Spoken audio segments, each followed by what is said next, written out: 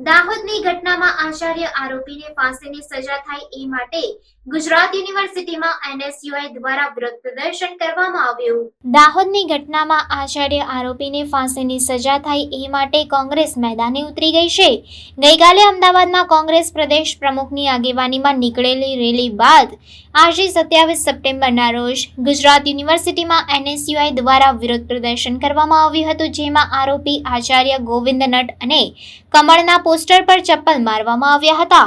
આ વિરોધ વધુ ઉગ્ર બને એ પહેલા જ હાજર પોલીસે પ્રદર્શનકારીઓની ટીંગાટોળી સાથે અટકાયત કરી લીધી હતી। મહિલાઓ માટે સુરક્ષિત ગણાતા ગુજરાતની છબી ખરડાઈ એવી ઘટના દાહોદમાં બની હતી, જ્યાં પ્રાથમિક સ્કૂલના આચાર્ય દ્વારા પહેલા ધોરણમાં ભણતી 6 વર્ષની માસૂમ દીકરી સાથે કારમાં દુષ્કર્મ આચરવાનો પ્રયાસ કરવામાં આવ્યો હતો। દીકરીએ બૂમાબૂમ કરતા આરોપીએ તેનું નાક અને મોં દબાવી મોતને ઘાટ ઉતારી દીધી હતી। આ ઘટનાનો આરોપી ભાજપ અને આરએસએસની વિચારધારાનો હોવાના સરકાર આ મામલે મૌન હોવાના આક્ષેપો પણ થઈ રહ્યા છે।